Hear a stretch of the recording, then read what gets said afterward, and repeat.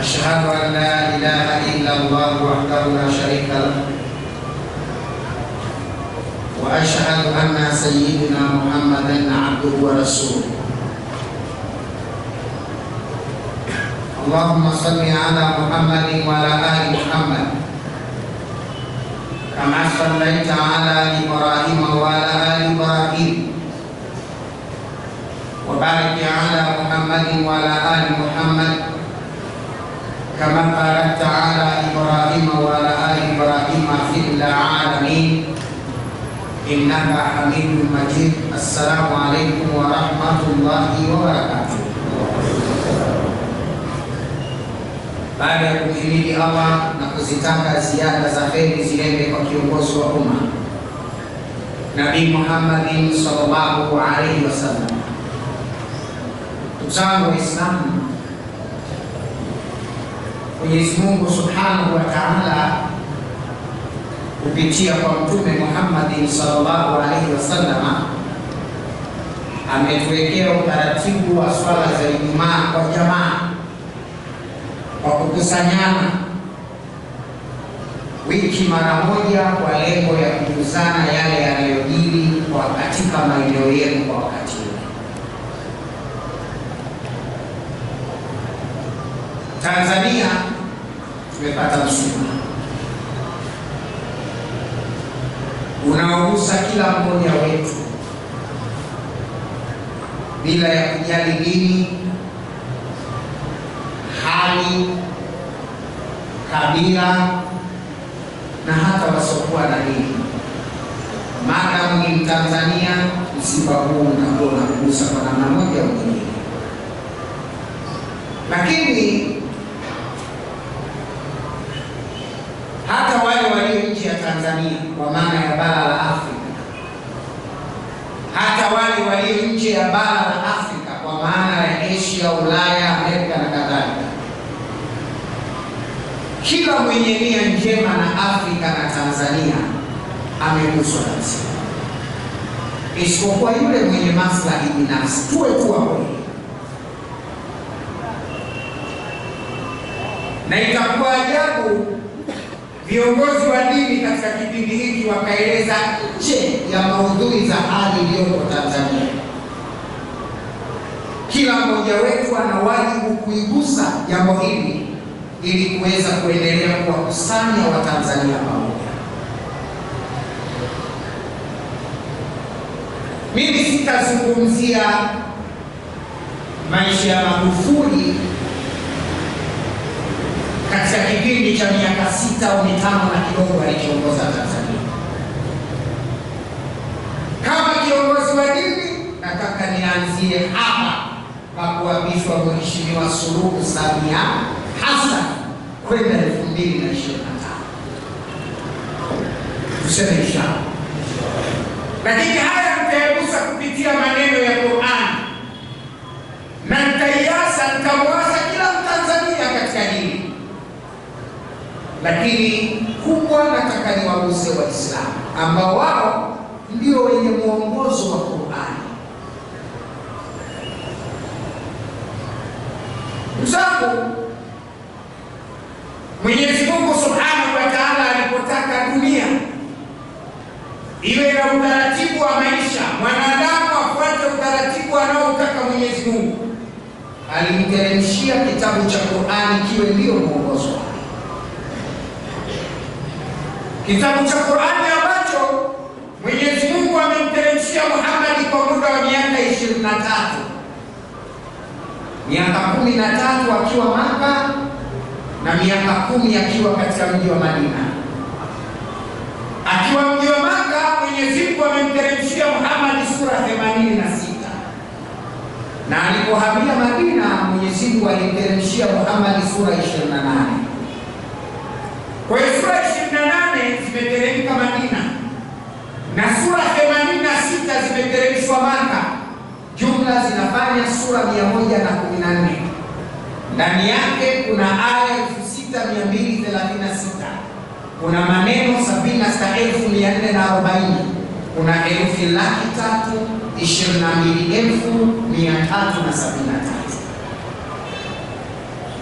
Katika sura hizi 114, sura ya 16 ndio ambayo nataka niiguse, na ndio itakuwa main topic yangu kwa dakika chache.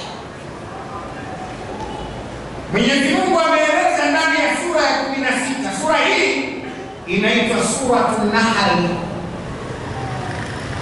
sura inayotaja maisha ya mdudu nyuki na imepewa jina la mdudu nyuki. Qur'an imetaja wadudu 6, miongoni mwao ni nyuki, ametajwa katika sura ya 16. Katika aya ya mwanzo kabisa katika sura hii Mwenyezi Mungu ameeleza maisha ya nyuki, lakini mwisho wa maneno ya Qur'an katika aya ya 69 iliyomo ndani ya sura ya 16, Mwenyezi Mungu amesema inna fi dhalika la ayatan liqaumin yatafakkarun. Katika haya maisha ya nyuki ninayokuhadithieni, Mungu anatuambia, Allah anasema haya katika haya maisha ya nyuki ninayokuhadithieni ndani ya hii Qur'an, inna fi dhalika la ayatan liqaumin yatafakkarun. Mna mazingatio sana katika mafundisho haya, lakini liqaumin yatafakkarun, katika watu watakaokaa chini na kujifunza. Tafakuri ya hapa ni kujifunza. Mwenyezi Mungu anatuhadithia maisha ya kidudu kidogodogo ambacho uzito wake hakizidi gramu 1.5. Ni mdudu mmoja ambao ukitaka kilo nzima labda uweke 800 katika mjiwe ya mzani ndio anaweza kuwa kilo 1. Mdudu ambaye labda wakuwa milioni 8 wanaweza kufanana na uzito wa mtu mmoja. Mungu anamtaka huyu mwenye uzito mkubwa ambao kiuzidisha mara karibu milioni 8 ndio unapata uzito hawa wadudu wote. Mungu anawaambia hawa wanadamu, inna fi dhalika la ayatan liqaumin yatafakkarun. Haya ninayokuhadithieni kupitia hii Qur'ani basi yana mazingatio ikiwa mtakaa na kujifunza. Mwenyezi Mungu anamtaka mwanadamu ajifunze kutoka katika maisha yake. Kwa nini Allah anataka tujifunze sisi kutoka katika maisha yake? Mwenyezi Mungu anasema, ba'udhu billahi minash shaitani rajim, bismillahir rahmanir rahim. Wa auha rabbuka ila nahli an ittakhidhi min al-jibali buyutan wa min ash-shajar wa mimma ya'rishun.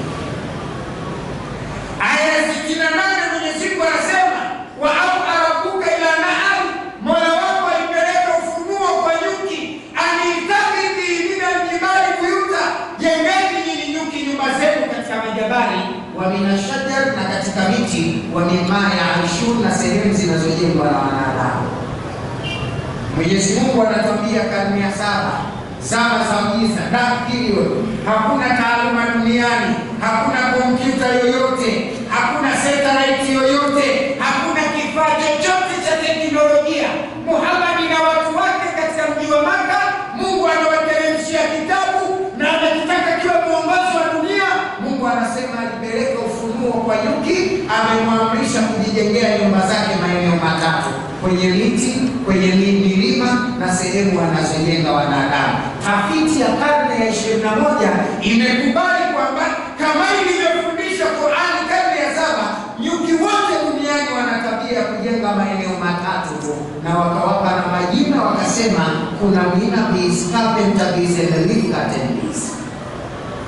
Kuna nyuki wanaitwa mina bees, nyuki wanaoishi majangwani, maeneo yenye milima yasiokuwa na miti, wanajenga katika mapango yanayotokana na mawe. Nyuki hawa wanaitwa mina bees. Kuna nyuki anaitwa carpenter bees. Kuna nyuki anaishi maeneo ya misitu mikubwa, ambao sehemu kubwa ya nyuki hawa wanapatikana katika kundi ya honeybees. Katika yale makundi ya honeybees, katika namna ya 12 za nyuki zilizopo duniani au zaidi kidogo, kuna nyuki wanaitwa honeybees, nyuki wa asali, ambao taifa lao hupenda kuishi katika miti, kwa sababu nyuki wanatengeneza asali kutokana na maua, pollen za miti, pollen za maua na maji ya miti, wakichanganya na other chemical wanatengeneza kitu kinaitwa asali. Hakuna mdudu yoyote duniani anatengeneza asali la nyuki na hata asali feki haina thamani kama ilivyo ya nyuki. Allah subhanahu wa ta'ala anasema nyuki ajenge maeneo matatu, lakini lengo langu si kuzungumza maisha ya nyuki kwa ujumla. Nataka niguse vipande vya maisha ya nyuki na tukio tulilonalo wa Tanzania. Mwenyezi Mungu subhanahu wa ta'ala nyuki amewagawa katika makundi mawili. Kuna nyuki wanaishi kisolitary na kuna nyuki wanaishi kisocial. Kuna solitary bees and social bees. Kuna nyuki wanaishi kijamaa na kuna nyuki wanaishi kibepari. Social bees ni wale wanaishi kijamaa, umoja na mshikamano. Na nyuki hawa wana department 6, idara 6, na kila idara ina kazi yake. Idara ya kwanza kabisa ya nyuki hawa ni idara inayoitwa nurses bees, idara ya wahudumu katika mzinga. Idara ya pili ni field workers bees, idara ya uvunaji katika nyuki. Idara ya tatu ni fanning bees, idara ya hali ya hewa katika nyuki. Idara ya nne ni scouting bees, idara ya ulinzi na usalama katika kundi. Idara ya tano ni drones, idara ya madume ambayo inasimamiwa na madume kwa kazi maalum zinazofanyika katika mzinga. Na idara ya sita ni queen bees, idara ya utawala inayoongozwa na malkia. Hapa ndio napataka kupazungumza. Mwenyezi Mungu subhanahu wa ta'ala amewajalia nyuki kuishi kati ya nyuki 300,000 kwenye kundi moja, kati ya nyuki 300,000, 300,000 mpaka 900,000 au milioni 1 kulingana na eneo wanaloishi na ukubwa wa makundi. Lakini wote wataishi katika hali mbili tu, ima social bees ama solitary bees, ima kijamaa au kibepari. Sitaki kuzungumzia nyuki wanaoishi kibepari, nataka kuzungumzia nyuki wanaoishi kijamaa, nizungumzie nafasi ya malkia. Qur'an sisi ilishatufundisha tangu karne ya 7 kwamba mwanamke anaweza kuongoza kundi na pengine akafanya vizuri kuliko mwanamume. Sisi naeleweka maneno haya? Qur'an inatufundisha sisi tangu karne ya 7 mwanamke anaweza kuwa kiongozi katika jamii akafanya vizuri pengine kuliko mwanamume.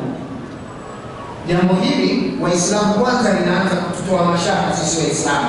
Anapofikia mahala kwenye utawala na kama mwanamke, sisi tushafundishwa njia ya kumsaidia na sio kubeza. Usikurupuke na Uislamu wako. Abijabu kawamuna ala nisani, nategemea wapi? Ni kweli. Lakini kwenye utawala hukumu za Kiislamu, mahala unapoishi kisekula, mwanamke anaweza kutawala na anaweza kuleta busara njema ya matumizi ya udola kuliko pengine wanamume. Mwenyezi Mungu ametupa mfano mwingine katika Qur'ani, kisa cha Malkia Balqis na maisha ya Nabii Suleimani yaliyopo katika sura ya 27. Sura hii pia inataja maisha ya ndugu anaitwa Namli, nyuki. Anaitwa sisimizi. Sura 27 aya 18. Mwenyezi Mungu anazungumzia maisha ya ndugu chungu. Nabii Suleimani alipokuwa amepata misukosuko katika utawala, aliporejea madarakani, siku moja wakati ameweka majeshi yake anayakagua, akakuta ndege mmoja katika majeshi yake anaitwa Hudhud hayupo. Ni kisa maarufu, kina Sheikh Hamza wanakifundisha kila kukicha. Wakati anakagua hakuchukua muda, Hudhud akarudi. Hudhud alipofika akamwambia Nabii Suleimani, nakujia kutoka mbali na nina taarifa ambayo wewe huna wala majeshi yako katika sisi hatuna, lakini nakuja na taarifa nzito. Unatoka wapi? Anamwambia nakutokea Yemen. Ametoka Palestina amekwenda Yemen. Hudhud ametoka Palestina amekwenda Yemen sana. Anasema kule Yemen sana nimekutana na mwanamke mtawala anawatawalia watu, lakini wanaabudia jua kinyume na Mwenyezi Mungu. Nabii Suleimani aliposikia maneno haya, kwa sababu ana tauhidi akapani, Inawezekanaje wamwabudie kiumbe badala ya Muumba? Na wapo wajinga duniani wanaabudia viumbe badala ya Muumba. Inna lillahi wa inna ilaihi rajiun. Jana nilikuwa nasikia klipu moja. Kuna baadhi ya watu najua wameshaisikia. Kuna mandugu mmoja kamtukana Mungu matusi ya nguoni. Inna lillahi wa inna ilaihi rajiun. Mazito sitaki kuyazungumza, lakini wale waliosikia klipu kwenye mitandao watajua. Yuko mtu mmoja amesema maneno mazito, maana sio kachanganyikiwa juu ya kifo, sijui kachanganyikiwa na nini, kafika mahala anasema Mungu hana nguvu. Angekuwa na nguvu asingeacha kumlinda rais asife, aliyakuwa yeye anajua rais anatetea wanyonge, basi alitokomeza matusi ya nguoni kama anamtukana ndugu yake binadamu. Mwisho wa siku akasema, naomba muambie huyo mnaoamini Mungu, je, kama Mungu wenu ana nguvu aniuemie na hivi nakwenda kumwomba. Imetrend sana kwenye mitandao ya. Ukiingia msiba duniani watu wanapayuka tu. Mimi hata sitaki kulisemea hivi kwa sababu sio kiongozi wa mwisho kwenye Uislamu, wala sina nguvu naye, ila naamini kwa busara zake Mheshimiwa Mufti atakuwa na kusema. Naamini kwa sababu kwanza huyu mtu ana jina la Kiislamu, lakini yeye kafikia mara anasema Mungu wake moto na miti, na akifa anataka achome moto. Hataki kabisa bali ya Mungu mnayemwabudu Mungu hana nguvu. Inna lillahi wa inna ilaihi rajiun. Kasahau kwamba Allah katika kadari yake ili tulinde ukombe kaweka utaratibu wa kufa. Ima ukifa kutie motoni kwa makosa yako, au ukifa kutie peponi kwa mema yako. Kwa hiyo ndugu zangu Waislamu, huyu anamwambia Nabii Allah Suleiman, nimekujia na habari kutoka Yemen, nimekuta watu wanaabudia jua kinyume na Mwenyezi Mungu. Nabii Suleiman akamwambia, ikiwa wewe kusema kweli tutajua, chukua barua yangu hii ipeleke kwa huyo malkia na hao watu wake, alafu subiri jibu uniletee.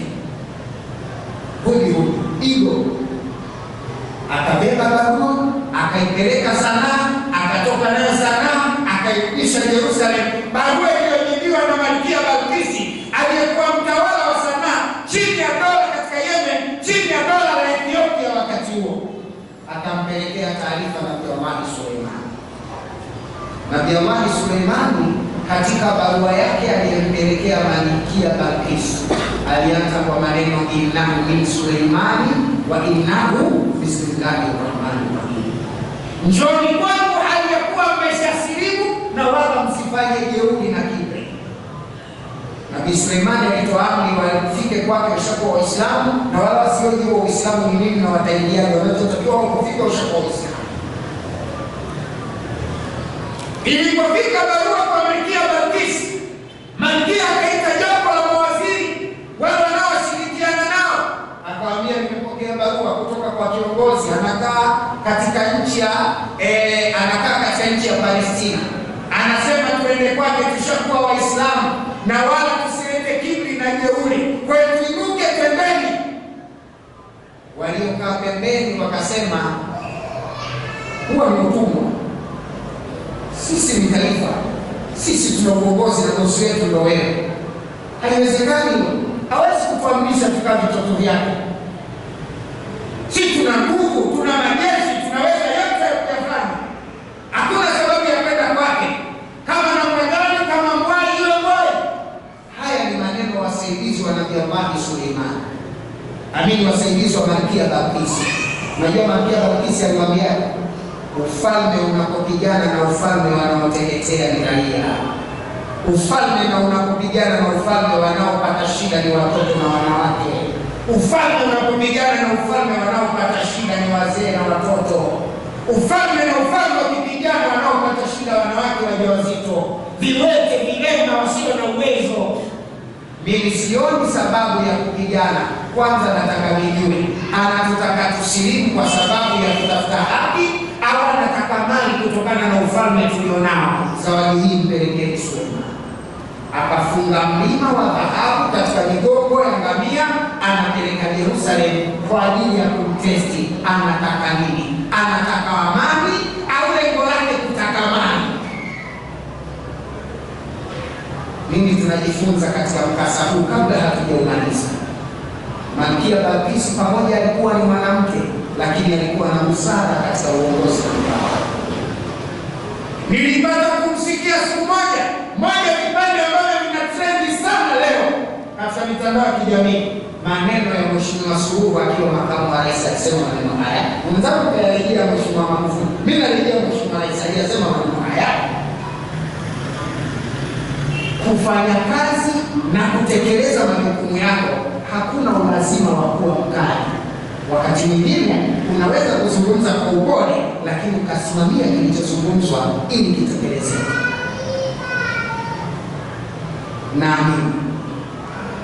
Naamini Mungu amemchukua Magufuli kwa malengo na ametuletea Samia kwa malengo.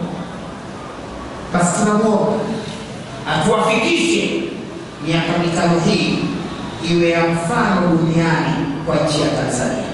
Tuseme inshallah. Tuseme inshallah.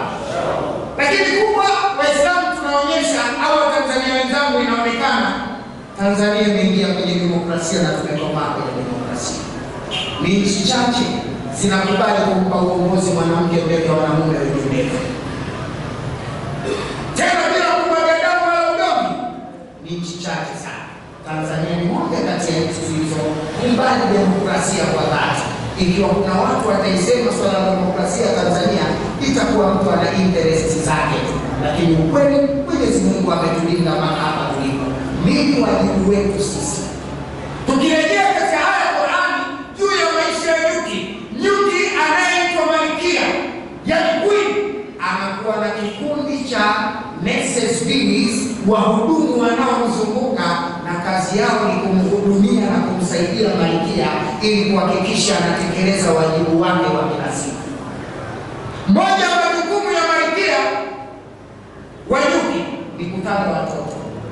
Katika nyuki, malkia pekee yake ndiye anayetaga watoto, na tafsiri ya kutaga ni kuzalisha kizazi ama kuleta maendeleo.